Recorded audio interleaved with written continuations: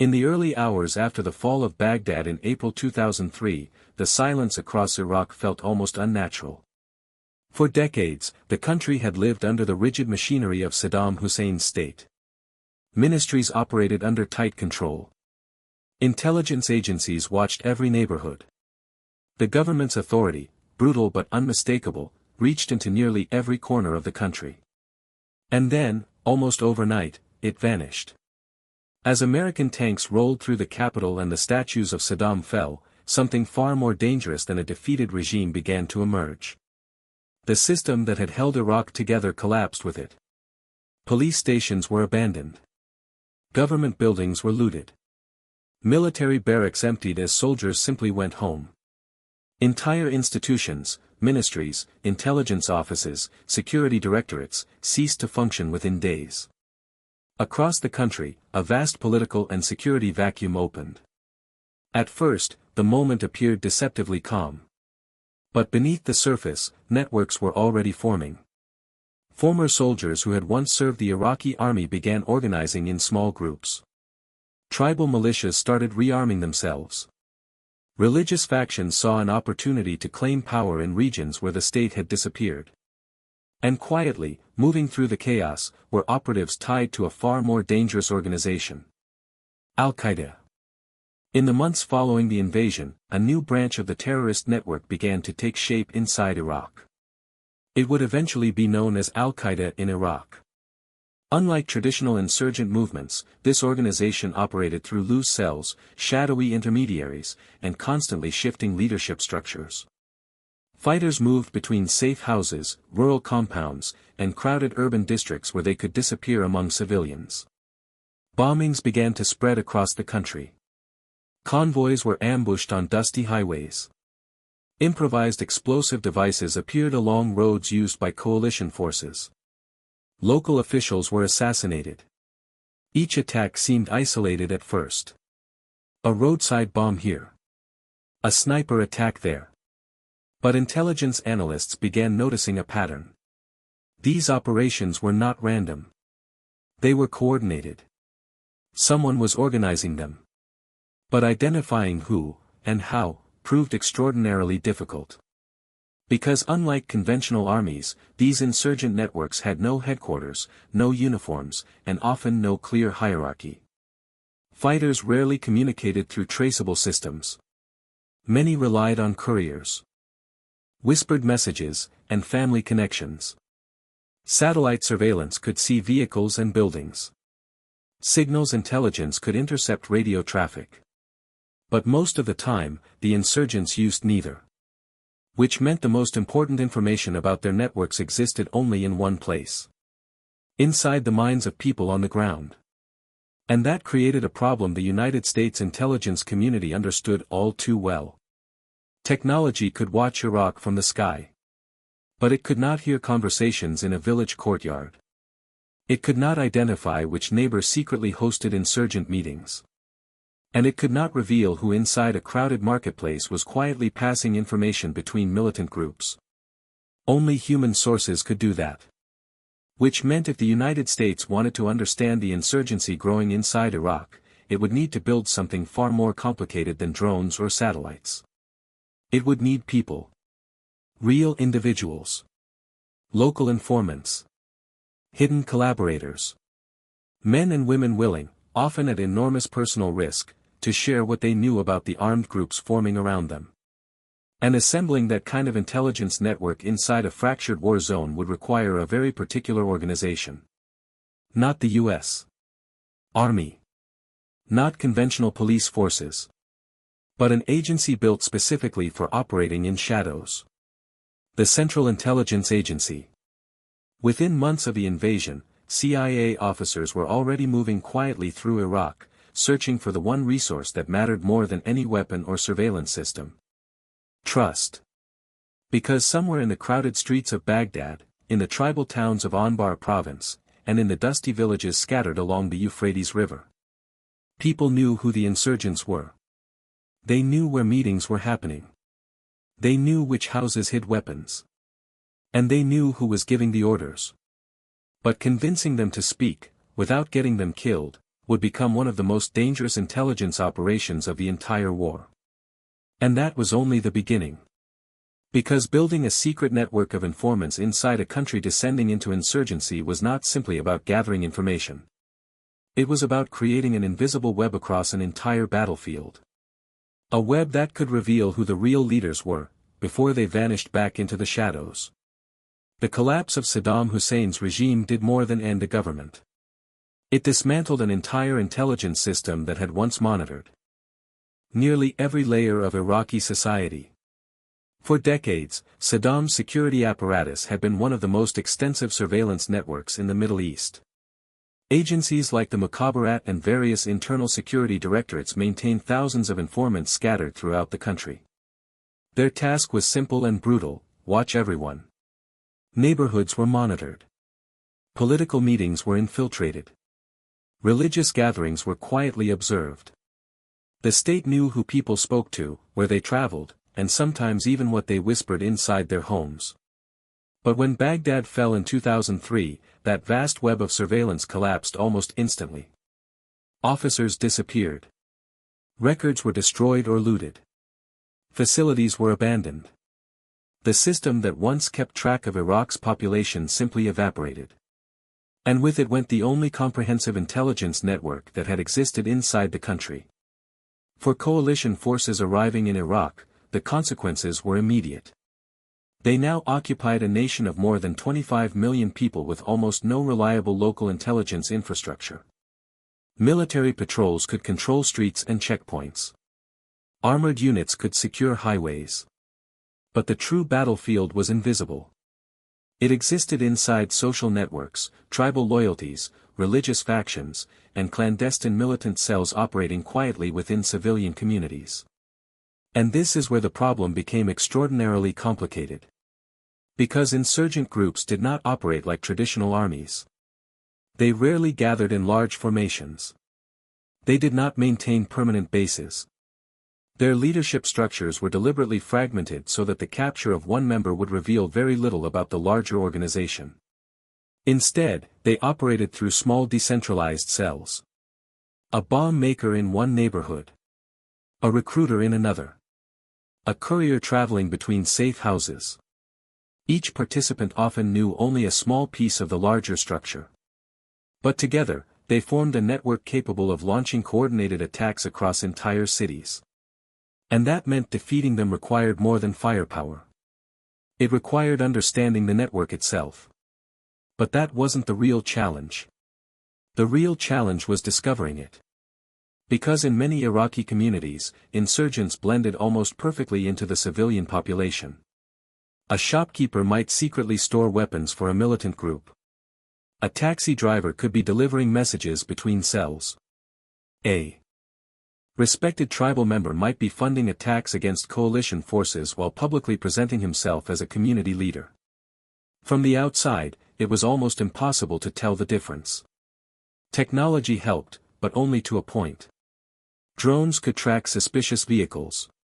Intercepted communications sometimes revealed fragments of planning. Captured documents occasionally exposed new names.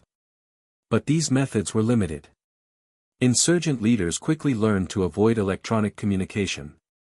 Meetings were often held in private homes where surveillance aircraft could see nothing.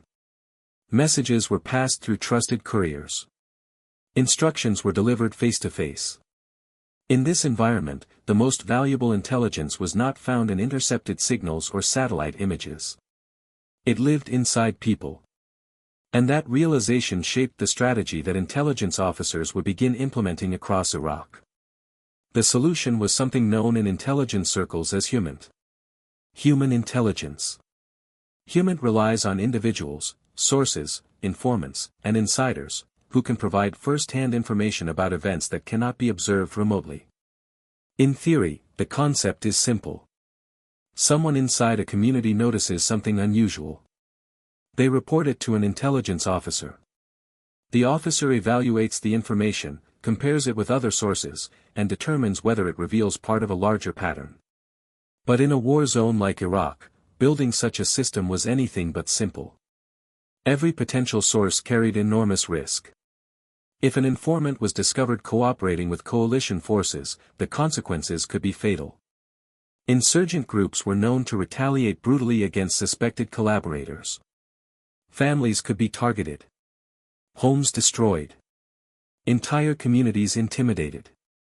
Which meant many Iraqis who possessed valuable information were understandably reluctant to share it. For CIA officers tasked with building intelligence networks, this created an incredibly delicate balance. They needed information. But they also needed to protect the people providing it. And trust, especially in a country that had lived under decades of authoritarian surveillance, was difficult to establish. Many Iraqis had spent their entire lives avoiding intelligence agencies. Under Saddam's regime, speaking with government security officers could mean imprisonment or worse. Now, foreign intelligence officers were asking them to do something even more dangerous. Help identify insurgent networks operating in their own neighborhoods. Convincing someone to take that risk required patience, cultural understanding, and sometimes months of careful relationship building. CIA officers met with tribal elders. They spoke with local business owners. They engaged members of the newly forming Iraqi security forces. Sometimes the most valuable sources came from individuals who had previously been connected to militant groups themselves. Former fighters. Disillusioned members. Rivals seeking advantage over competing factions. Each source offered only fragments of information. A name. A location. A meeting that happened 3 nights earlier. A house where unfamiliar vehicles had been arriving after dark. Individually, these details might seem insignificant. But when collected together, they began to reveal something much larger. Patterns. Connections. Relationships between individuals who appeared unrelated at first glance. And slowly, piece by piece, intelligence analysts began constructing what they called network maps. Visual diagrams showing how insurgent cells connected to one another. Who communicated with whom? Which individuals appeared repeatedly across multiple reports? Which locations were used as safe houses, storage sites, or meeting points? At first, these maps were incomplete. Gaps existed everywhere.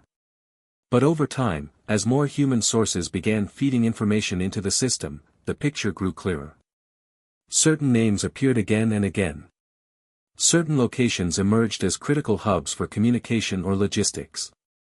And gradually, the outlines of entire insurgent organizations started to come into focus. But that was only the first step. Because identifying a network was one thing. Dismantling it was something else entirely. And this is where the quiet work of intelligence would soon collide with the fast-moving operations of military special forces. Because once the right targets were identified, the clock started ticking. By late 2003, intelligence officers working inside Iraq had begun assembling fragments of a much larger puzzle.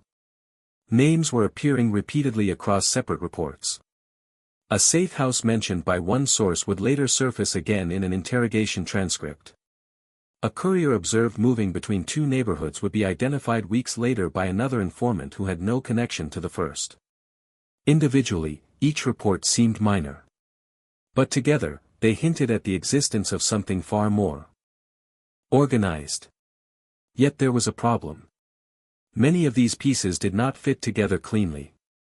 One source might identify a local militant leader operating in a district of Baghdad, while another report suggested that the same individual had connections to fighters hundreds of kilometers away in Anbar province. Some names appeared in connection with bomb-making cells. Others seemed tied to financial networks moving money through informal systems. And occasionally, an entirely new figure would surface, someone who appeared to have influence over multiple groups but who rarely appeared in direct operations. For intelligence analysts studying the insurgency, this created a mystery that was both frustrating and fascinating. Because the structure of the enemy was not behaving the way traditional military organizations behaved. There were no clear chains of command. No headquarters. No formal divisions or battalions. Instead, the insurgency appeared to operate through something far more fluid. A network. But even that word did not fully explain what they were seeing. Because these networks were not fixed structures. They shifted constantly. Members moved between cells. Alliances changed. Groups split apart and recombined depending on circumstances. In one city, a militant faction might operate independently. In another region, the same faction might cooperate with entirely different groups. The insurgency was less like a traditional army and more like a living organism. Adaptive. Decentralized. Difficult to destroy. And this is where the work of intelligence analysis became critical. Because identifying individual insurgents was not enough. What mattered was understanding relationships. Who trusted whom? Who communicated regularly? Who acted as intermediaries between different cells? Some individuals were fighters. Others were facilitators. Some handled weapons. Others managed finances, transportation, or recruitment. Many never carried weapons at all. But they were often the most important figures in the entire system. Because they connected the network together. Analysts began using specialized software and analytical techniques to visualize these relationships. Each new piece of intelligence was entered into databases. Names were cross-referenced. Phone numbers were examined. Locations were compared with previous reports. Gradually, digital network diagrams began forming. At the center of these diagrams were nodes, individuals or locations linked to multiple other participants. The more connections a node had, the more important it likely was. But that still left an enormous question. Which of these individuals actually mattered most? Because in insurgent organizations, the most visible actors were not always the real leaders. Sometimes the person coordinating attacks was simply following instructions from someone higher in the network. Someone who rarely appeared in any operational reports. Someone who might never touch a weapon. Someone who remained deliberately invisible. And this is where the story became even more complicated. Because insurgent leaders had already anticipated the possibility of infiltration. Many organizations used layered security structures designed to prevent any single individual from exposing the entire network. Lower-level members often knew only their immediate contacts. Communication passed through multiple intermediaries. Even trusted participants might not know the true identity of senior leaders. For intelligence officers trying to map these organizations, this created enormous blind spots. A courier could lead investigators to a bomb maker. The bomb maker might lead them to a safe house. But the person coordinating multiple cells across an entire region might remain completely hidden. And this uncertainty raised a dangerous possibility. What if the most important figures in the insurgency had never appeared in any intelligence report at all? What if the real architects of the violence were operating entirely outside the field of view? The only way to answer that question was through deeper human intelligence. Sources inside communities. Informants inside militant circles. Individuals who could provide information not just about operations, but about conversations, loyalties, and internal dynamics within these groups. Sometimes the most revealing intelligence came not from dramatic events, but from quiet observations. A meeting between two men in a village that rarely hosted outsiders. A vehicle traveling the same route every Thursday night. A new face appearing repeatedly at gatherings where militant sympathizers were known to meet. Small details. But details that could reveal connections invisible to surveillance technology. And this is where the intelligence network inside Iraq began evolving into something far more sophisticated. Because CIA officers were no longer simply collecting reports. They were building a living map of the insurgency. A constantly evolving structure that revealed how dozens of small militant cells were linked together across entire provinces. Every new source added more clarity. Every captured document filled another gap. Every interrogation revealed another name. And slowly, the picture that emerged was both alarming and incredibly valuable. Because the insurgency was not random. It was organized. Carefully structured. Connected through hidden relationships that stretched from local neighborhoods all the way to international extremist networks. But identifying that structure raised an even more urgent question. If these networks truly existed, then somewhere inside them were individuals whose removal could cause the entire system to fracture. Not just fighters. Not just bomb makers. But the people who connected everything together. The hidden coordinators. The quiet facilitators. The men whose names rarely appeared in headlines, but whose influence shaped the battlefield. Finding them would become the next objective. And doing so would require intelligence operations far more precise than anything attempted during the early months of the war. Because once those individuals were identified, the war against the insurgency would enter an entirely new phase. By the middle years of the Iraq War, intelligence officers were no longer simply reacting to attacks. They were trying to understand the invisible architecture behind them. Because every bombing, every ambush, every assassination was not just an isolated act of violence. It was a signal, evidence that somewhere behind the scenes, a system was coordinating people, resources, and decisions. The challenge was turning thousands of scattered intelligence fragments into a clear picture of that system.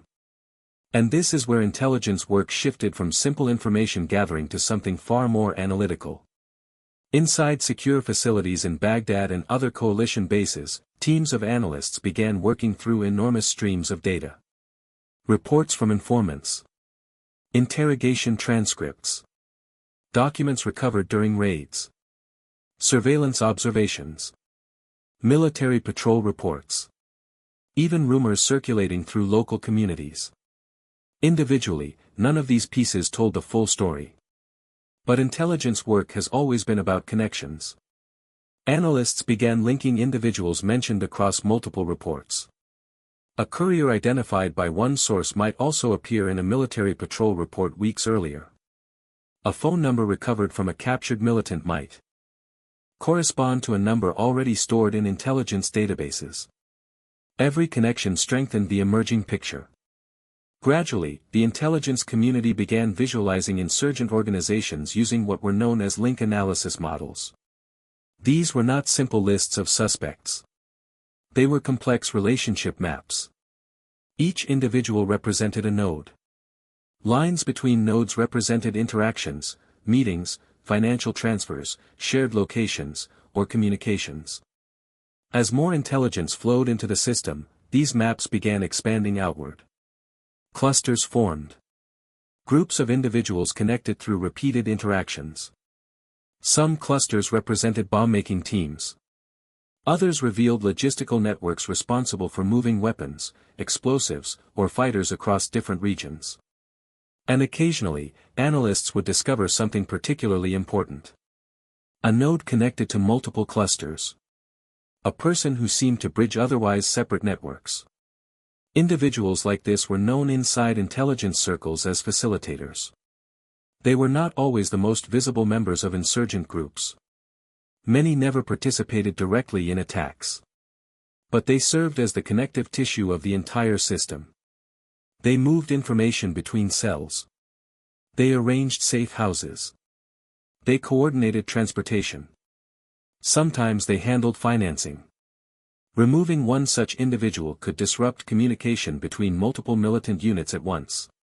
But that was only one layer of the problem.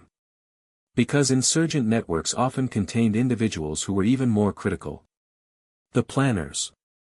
These were the people responsible for identifying targets, coordinating operations, and ensuring that different parts of the network worked together effectively. Planners rarely appeared at the scene of attacks. They communicated through intermediaries. They moved frequently between safe locations. And they were often protected by layers of loyal supporters. Finding them required patience. Because intelligence work rarely produces immediate answers. Information accumulates slowly. One report confirms a small detail from another. A new source validates an earlier rumor. An intercepted communication reveals a meeting location that had previously appeared in a human report. Each confirmation strengthens confidence in the emerging picture. But intelligence analysts also understood something else. The enemy was adapting. Insurgent groups were learning from every operation conducted against them. If a safe house was raided, they changed locations. If a courier was captured, they replaced him. If communications were compromised, they shifted to new methods. The networks were constantly evolving. Which meant the intelligence picture could never remain static. Every map had to be updated. Every connection re-examined. And every new source evaluated carefully. Because in a war zone filled with competing factions, not every piece of information was reliable. Some sources exaggerated. Others provided information about rival groups for personal reasons. Some individuals deliberately spread false intelligence to manipulate coalition operations. Distinguishing truth from deception became one of the most delicate aspects of the entire process.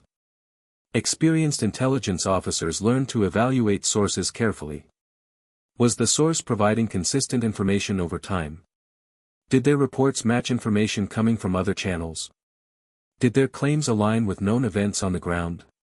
Gradually, certain sources proved extremely reliable. Others were quietly removed from the network. The process resembled the construction of a massive investigative puzzle. But unlike most puzzles, the picture was constantly changing while analysts were still assembling it. And yet, over time, the intelligence architecture being built inside Iraq became extraordinarily powerful. Because it allowed analysts to do something that had once seemed nearly impossible. They could see the insurgency as a system. Not simply a collection of random attacks, but a structured web of relationships connecting hundreds of individuals across entire provinces. They could identify which networks controlled bomb-making operations in specific cities. They could track how weapons moved from one region to another. They could identify individuals whose capture might trigger cascading disruptions across multiple cells. And this new understanding transformed the way the war against the insurgency was fought. Military operations were no longer driven solely by patrol encounters or battlefield sightings. They were increasingly guided by intelligence. Specific individuals became targets. Specific houses became objectives. Specific meetings became opportunities for carefully planned raids. And this shift marked the beginning of a new kind of campaign. One in which the battlefield was defined not by territory, but by information. But turning intelligence into action required something else. Entirely. Because identifying a target on an analyst's screen was one thing. Reaching that target inside a hostile city at night was another. And that is where the intelligence networks built quietly by CIA officers would begin intersecting with some of the most precise military operations conducted during the entire Iraq War. Operations designed not to fight large battles, but to dismantle an enemy network one individual at a time. Understanding an insurgent network was only the first step. The real challenge came when intelligence officers had to decide how to act on what they had discovered. Because information alone does not dismantle an enemy organization. Action does. And in Iraq, turning intelligence into action required a level of coordination between intelligence agencies and military forces that had rarely been attempted on such a scale. Inside secure operations centers, analysts and field officers worked together to identify individuals who played critical roles inside insurgent networks. Some were bomb makers responsible for constructing the improvised explosive devices that had become one of the most deadly threats to coalition forces. Others were financiers who moved money through underground channels that funded operations across multiple provinces. Some were couriers who quietly carried instructions and messages between different militant cells. And occasionally, there were the planners. The individuals who coordinated attacks, chose targets, and ensured that different parts of the network worked together. Once these individuals were identified with sufficient confidence, their names moved on to what intelligence officers referred to as targeting lists. But placing a name on such a list required extraordinary caution. Because intelligence work is never perfectly certain. Sources could be mistaken. Reports could contain errors. A misidentified individual could lead to serious consequences for civilians and undermine trust with local communities. For that reason, analysts rarely relied on a single piece of information. Instead, they looked for what they called multi-source confirmation. Information from a human informant might be compared with surveillance data. A captured document might confirm a name previously mentioned by another source. Interrogations of detained militants sometimes revealed additional details about individuals already under investigation. Only when several independent pieces of intelligence pointed to the same conclusion would a person be considered a high-confidence target. Even then, the process was far from automatic. Because locating someone inside a complex urban environment was extremely difficult. Cities like Baghdad, Mosul, and Fallujah contained millions of people. Narrow streets, crowded markets, and dense neighborhoods provided countless places where a suspect could hide. Many insurgent leaders rarely stayed in one location for long. They moved between safe houses. They avoided predictable routines. They relied on trusted associates to warn them of approaching patrols. Some even used children as lookouts in neighborhoods where coalition forces were known to operate. This meant that even after intelligence identified an important figure, actually capturing them required extremely precise timing. And that precision depended heavily on the intelligence networks built across the country. Human sources might report that a particular militant leader had arrived at a specific house that evening. Another informant might confirm that several vehicles associated with his group were parked nearby. Surveillance teams could quietly observe the area to verify activity patterns.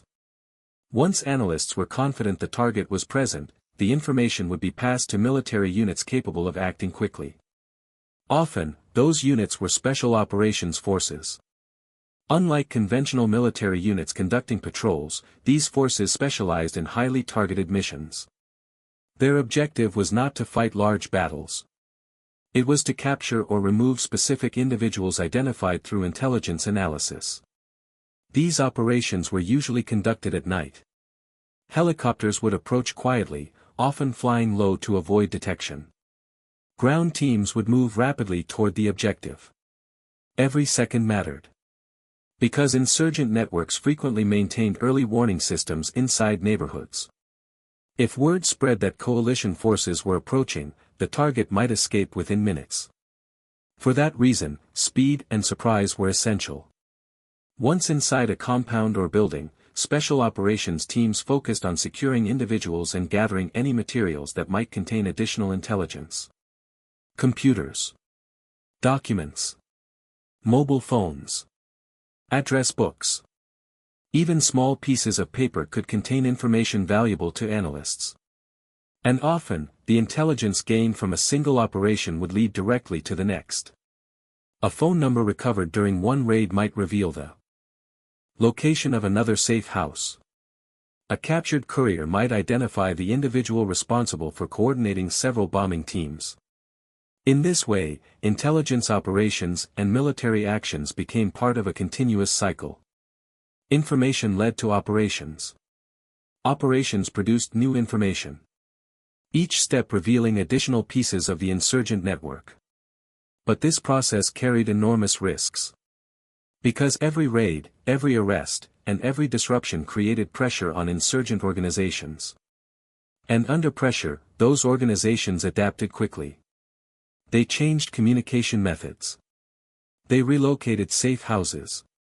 They reorganized their leadership structures. The network's intelligence officers were constantly evolving. And this meant the race between intelligence and insurgency never truly stopped. Each side was trying to learn faster than the other. Each side was trying to anticipate the next move.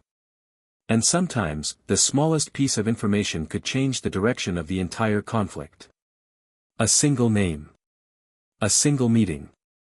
A single quiet conversation reported by someone who had decided to take a dangerous risk. Because in a war fought in the shadows, the most powerful weapon was not always a rifle or a drone. Sometimes, it was simply knowledge. And the networks quietly built across Iraq were beginning to prove just how powerful that knowledge could become. By the time these intelligence networks were fully functioning, the conflict inside Iraq had entered a new and far more complex phase. Insurgent groups had adapted to the presence of coalition forces. They no longer relied on large gatherings or easily identifiable training camps. Instead, they operated through decentralized cells scattered across cities, towns, and rural regions. Each cell had a narrow purpose. One group assembled explosives. Another transported weapons across provincial borders. Others recruited new fighters from communities where resentment toward foreign forces was growing. This structure allowed the insurgency to survive even when individual members were captured or killed. If one cell disappeared, another could quickly take its place. But the intelligence networks that had quietly developed across Iraq were beginning to reveal something important. Despite their decentralized appearance, many of these groups were not truly independent. They were connected. Often through intermediaries who rarely appeared on the battlefield. Sometimes these intermediaries were former members of Saddam Hussein's military or intelligence services who possessed deep knowledge of the country's geography and social networks. In other cases, they were individuals connected to international extremist organizations that had begun establishing a presence inside Iraq. One of the most significant of these groups was al-Qaeda in Iraq.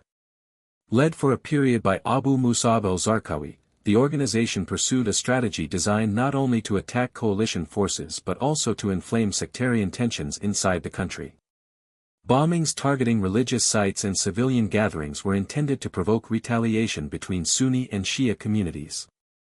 The goal was to push Iraq into deeper instability. And in many areas, the strategy worked. Violence escalated. Communities grew increasingly suspicious of one another. Militant groups gained influence by presenting themselves as protectors of their own sectarian or tribal interests. For intelligence officers trying to understand this environment, the situation was extraordinarily complicated. Because insurgent networks were no longer just military threats.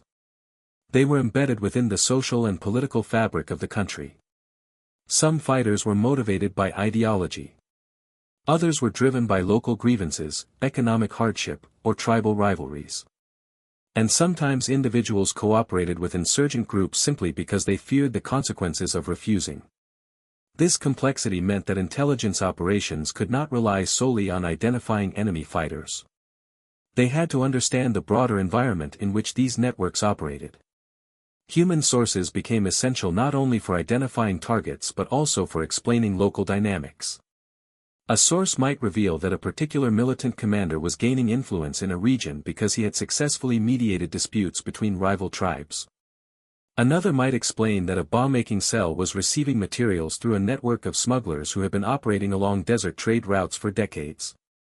These insights allowed analysts to see the insurgency not just as a collection of violent actors, but as a system deeply intertwined with Iraq's social landscape. And that understanding had important operational consequences. Because disrupting insurgent networks sometimes required more than simply capturing their members. It required weakening the support structures that allowed them to survive. For example, if intelligence revealed that a militant group depended heavily on a specific smuggling route to transport explosives, military units could focus efforts on monitoring or blocking that route. If analysts discovered that certain community leaders were quietly providing protection for insurgent cells, diplomatic and political engagement might be used to shift those relationships. The conflict was becoming a complex combination of intelligence work, military operations, and political strategy. But at the center of it all remained the intelligence networks quietly gathering information across the country. Every new source added depth to the picture. Every report helped analysts refine their understanding of how insurgent organizations functioned. And over time, these networks produced something extraordinarily valuable. Predictive insight. Instead of reacting to attacks after they happened, intelligence officers increasingly tried to anticipate them. Patterns began to emerge. Certain groups tended to conduct operations on particular days of the week. Some preferred specific types of targets. Others followed recognizable preparation patterns before major attacks. When analysts combined these patterns with fresh reports from human sources, they sometimes gained a brief window of opportunity. A moment when a planned operation could be disrupted before it occurred. But that opportunity required rapid action. Because insurgent plans could change quickly. Targets could move. Meetings could be cancelled. A piece of intelligence that was accurate 1 hour might become useless the next.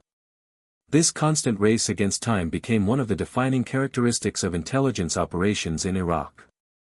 Officers worked long hours reviewing reports, verifying sources, and coordinating with military units capable of acting on short notice. Each decision carried weight. Act too slowly, and an opportunity might disappear. Act too quickly, and the intelligence might prove incomplete. And yet, despite the uncertainty, the networks being built inside Iraq were beginning to have a measurable impact. Key facilitators were captured. Bomb-making networks were disrupted. Certain militant leaders who had once moved freely across multiple provinces suddenly found themselves under constant pressure. The insurgency did not disappear. But it became increasingly difficult for its leaders to operate without detection. And behind many of these developments was the same quiet process that had begun in the earliest days after the fall of Baghdad. Conversations with local sources. Careful analysis of fragmented information. And the patient construction of intelligence networks that allowed coalition forces to see deeper into the hidden structures of the conflict. But even with these successes, intelligence officers understood something important. The networks they had built were fragile. They depended on trust. On cooperation from individuals who were taking enormous personal risks. And maintaining those networks would remain one of the most delicate challenges of the entire war. By this stage of the war, the intelligence process inside Iraq had become something remarkably precise. What had begun as scattered reports from uncertain sources had evolved into a highly structured system of analysis and action. But understanding how that system worked in practice required looking closely at what happened between the moment intelligence arrived, and the moment a military operation was launched. Because intelligence by itself was never enough. It had to be interpreted, verified, and transformed into decisions that could be carried out in some of the most dangerous environments on Earth. Inside intelligence centers across Iraq, analysts were constantly evaluating incoming information. A human source might report that a suspected insurgent leader had traveled to a certain district of Baghdad. Another informant might mention that several unfamiliar vehicles had been seen gathering near a particular compound. A third report might indicate that communications between certain militants had suddenly increased during the previous 2 days. None of these details alone confirmed anything. But intelligence analysis is rarely about single pieces of information. It is about convergence. When multiple independent reports begin pointing toward the same location, the same individuals, or the same pattern of activity, analysts start paying very close attention. And sometimes, those converging signals suggested something important was about to happen. A meeting between several members of an insurgent network. A gathering of bomb makers preparing a shipment of explosives. Or the arrival of a high-ranking militant figure who rarely stayed in one place for long. When analysts believed they had identified such an opportunity, the information moved quickly through a carefully structured chain of communication. Intelligence officers reviewed the available evidence. They examined the reliability of each source. They compared the new information with existing network maps. If the reports aligned with previous intelligence about insurgent structures, confidence in the target increased. Only then would operational planners begin preparing for a potential mission. And this preparation required extraordinary care. Because the objective of these operations was rarely large-scale combat. Instead, it was precision. Capturing or removing one specific individual. Securing one particular building. Recovering materials that might contain further intelligence. Every detail mattered. Planners studied maps of the surrounding neighborhood. They examined satellite imagery of nearby streets and rooftops. They assessed possible escape routes a suspect might use if he detected approaching forces. Human sources sometimes provided additional details about the layout of a building. Which door was used most frequently? Where guards might be positioned? Which rooms were occupied at night? All of this information helped shape the plan. Because the success of the mission often depended on arriving without warning. Special operations teams typically launched these raids during the hours before dawn. At that time, most people in the surrounding area were asleep. Movement in the streets was minimal. And the darkness provided additional concealment for aircraft and ground units. Helicopters carried the assault teams toward the target area, flying low across the landscape to reduce the chance of detection. On the ground, vehicles might quietly position themselves along roads leading out of the neighborhood to prevent suspects from escaping. The teams themselves moved quickly once they reached the objective. Every second counted. Insurgent networks often relied on lookouts positioned in nearby buildings or along streets leading toward safe houses. If a lookout noticed approaching helicopters or vehicles, the warning could spread through the neighborhood within moments. And once that happened, a target might disappear before the operation even began. That is why speed and coordination were essential. The moment the assault teams entered the compound, they focused on securing every person inside. Suspects were detained. Rooms were searched. And intelligence specialists accompanying the team immediately began examining anything that might contain useful information. Mobile phones. Computers. Handwritten notes. Even seemingly ordinary objects sometimes revealed critical details. A notebook might contain phone numbers linked to other insurgent members. A computer might store communications between different cells. A simple map could reveal meeting locations or supply routes. These materials were quickly collected and sent to analysts who would begin examining them almost immediately. And often, the discoveries made during one operation led directly to the next. Because insurgent networks, once partially exposed, often revealed new connections that had previously remained hidden. A captured courier might identify the location of a weapons storage site. A seized phone might reveal contact with another facilitator in a nearby city. Within hours, analysts could update the network maps that guided intelligence operations. And sometimes, that updated picture revealed another opportunity. Another individual. Another meeting. Another safe house. The process became a cycle. Intelligence leading to operations. Operations producing new intelligence. Each step tightening pressure on the insurgent networks that had once operated with relative freedom. But even with these successes, intelligence officers never assumed the system was perfect. Because insurgent groups were learning as well. They adjusted their communication methods. They changed their meeting locations. They sometimes deliberately spread false information to confuse coalition intelligence networks. The struggle between intelligence and insurgency had become a constant contest of adaptation. Each side observing the other. Each side trying to anticipate the next move. And in this quiet battle of information and deception, the smallest detail could change everything. A conversation overheard in a marketplace. A vehicle seen leaving a compound late at night. A new name whispered by someone who had decided, perhaps reluctantly, to share what they knew. Because in wars like the one unfolding in Iraq, the decisive advantage rarely came from overwhelming force alone. More often, it came from understanding. Understanding who the enemy truly was. How their networks operated. And where those networks were most vulnerable. As the years of conflict continued, the intelligence networks built across Iraq began producing lessons that extended far beyond individual operations. What started as an urgent effort to track insurgent cells gradually evolved into one of the most complex counterinsurgency intelligence systems ever assembled in a modern war zone.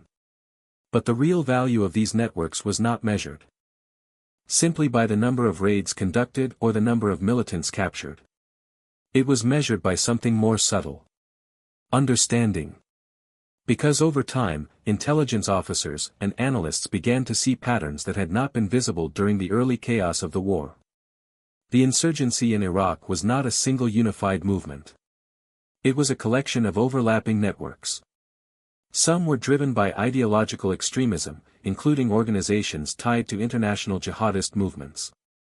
Others were rooted in local grievances, tribal disputes, economic hardship, or anger over political exclusion after the fall of Saddam Hussein. Still others consisted of criminal groups that had discovered that the instability of war created opportunities for profit. Weapons smuggling. Kidnapping. Extortion. These networks sometimes cooperated with one another. At other times they competed. And occasionally they turned against each other entirely. Understanding these distinctions became crucial. Because not every armed group required the same response. Some could potentially be persuaded to shift away from insurgent activity through political negotiations or economic incentives. Others were deeply committed to violent ideological campaigns and were unlikely to abandon their objectives. The intelligence networks provided a way to see these differences. Human sources reported not only on militant activity but also on local attitudes. They described which communities were growing tired of violence. They identified tribal leaders who were beginning to question the influence of extremist organizations. In certain regions, these insights helped shape initiatives designed to separate local populations from the more radical insurgent elements operating among them. One of the most notable developments influenced by this intelligence environment was the emergence of local security partnerships in parts of Iraq. In areas where communities had grown disillusioned with extremist groups, local leaders began cooperating more openly with coalition forces and Iraqi security units. These partnerships provided additional information about militant networks and helped reduce the freedom of movement that insurgent groups had previously enjoyed. But the process was fragile. Trust remained difficult to maintain. Many Iraqis still feared retaliation from militant organizations if they were seen cooperating with foreign forces. And insurgent groups often responded aggressively when they believed their influence in a community was weakening. Intelligence networks therefore had to balance two critical priorities. They needed to gather information that could disrupt violent groups.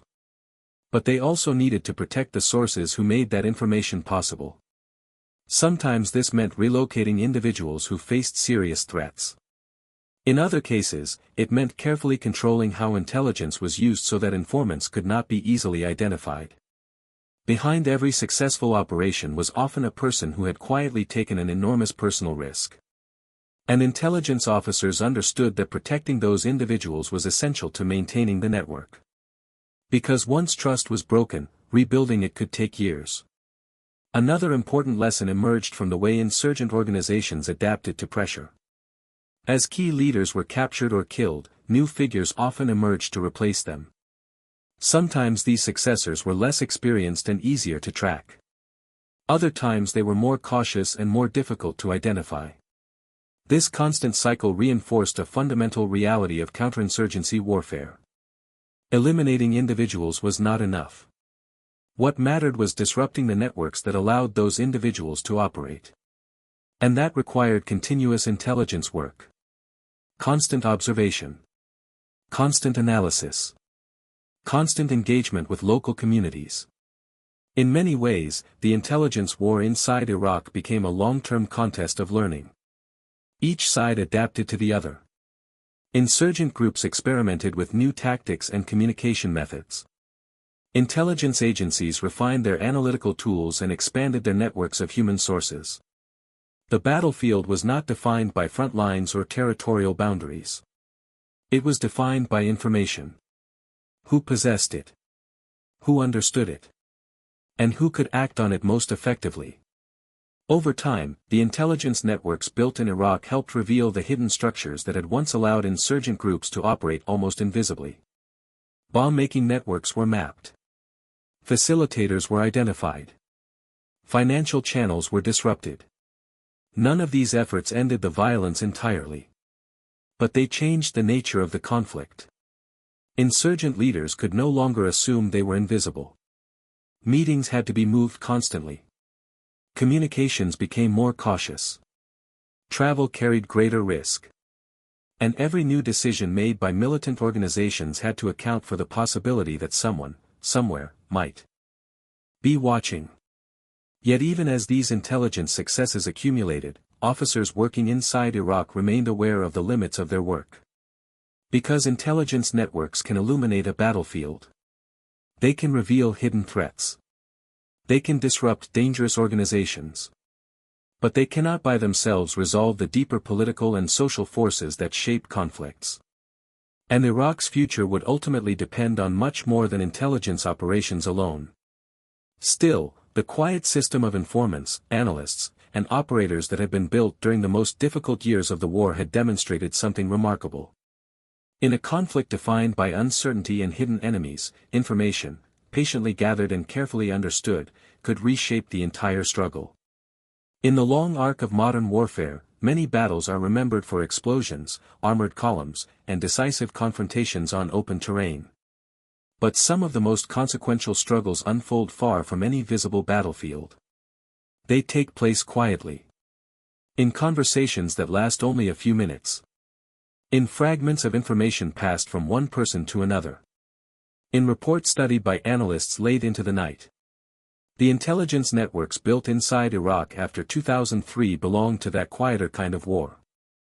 When Saddam Hussein's government collapsed, the institutions that had once monitored the country disappeared almost overnight.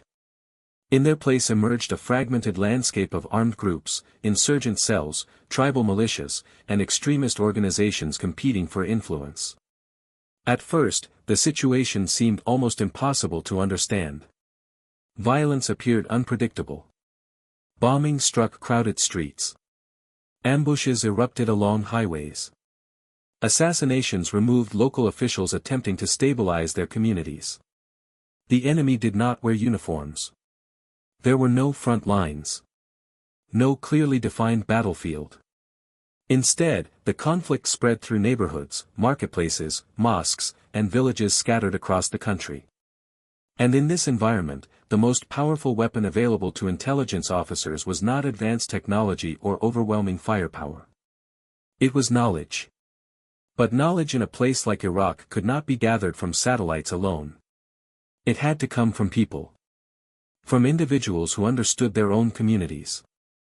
From men and women who noticed unusual movements, unfamiliar visitors, or secret meetings taking place behind closed doors. These people became the foundation of the intelligence networks that gradually spread across the country. Local informants. Members of newly formed Iraqi security forces. Community leaders who quietly chose to share what they knew. Each source contributed only small fragments of information. A name mentioned in passing. A vehicle observed arriving at a particular house. A meeting held late at night in a building where militant sympathizers were known to gather. On their own, these details seemed insignificant. But when analysts began connecting them together, they revealed something far more powerful. They exposed the hidden architecture of the insurgency. Bomb makers linked to facilitators. Couriers connected to planners. Safe houses connected to entire operational cells. Gradually, what had once appeared to be chaotic violence began to reveal an underlying structure. And once that structure became visible, it could be targeted. Intelligence led to operations. Operations produced new intelligence. Documents recovered during raids exposed new names. Captured militants revealed new connections. The network maps guiding intelligence teams grew larger and more detailed with every passing month. And slowly, the insurgent organizations that had once moved almost invisibly across Iraq found themselves under increasing pressure. Facilitators were arrested. Weapons routes were disrupted. Bomb-making networks were dismantled. None of these successes were achieved through dramatic battles. They came through patience. Through careful analysis. Through the steady accumulation of information gathered from hundreds of small, quiet sources. But perhaps the most important lesson of this intelligence campaign was something deeper. Because the war inside Iraq revealed that insurgent movements rarely survive on violence alone. They survive because they are embedded within societies. They draw strength from local relationships, political grievances, economic desperation, and the complex loyalties that exist within communities. Understanding those relationships became just as important as identifying individual fighters. The intelligence networks built during the war allowed analysts and commanders to see that complexity more clearly. They could distinguish between extremist groups pursuing ideological violence and local factions motivated by entirely different concerns. They could observe how alliances formed and collapsed within different regions. And they could sometimes identify opportunities to weaken insurgent influence not only through force, but through political and social engagement. Yet even as these insights improved the effectiveness of counterinsurgency operations, they also revealed the limits of intelligence. Because intelligence networks can expose threats. They can disrupt violent organizations. They can illuminate hidden structures that once operated in darkness. But they cannot resolve every conflict. The future of Iraq would ultimately depend on political stability, economic recovery, and the ability of its institutions to rebuild trust with the population. Those challenges extended far beyond the reach of any intelligence operation. Still, the quiet system that intelligence officers and local sources constructed during the most turbulent years of the war left a lasting mark on modern counterinsurgency strategy. It demonstrated that in conflicts defined by secrecy and fragmentation, understanding networks can be more decisive than confronting armies. That relationships between individuals can reveal more than any single piece of technology. And that sometimes the most significant victories in war occur not in moments of visible triumph, but in the slow, careful process of uncovering how an enemy truly operates. Long after the helicopters depart and the raids are finished, what remains is the invisible web of information that allowed those operations to happen at all. A web built quietly, patiently, often at great personal risk for those who helped create it. And in the shadows of Iraq's long and difficult war, that hidden network became one of the most powerful tools in the struggle to understand, and confront, an enemy that rarely revealed itself.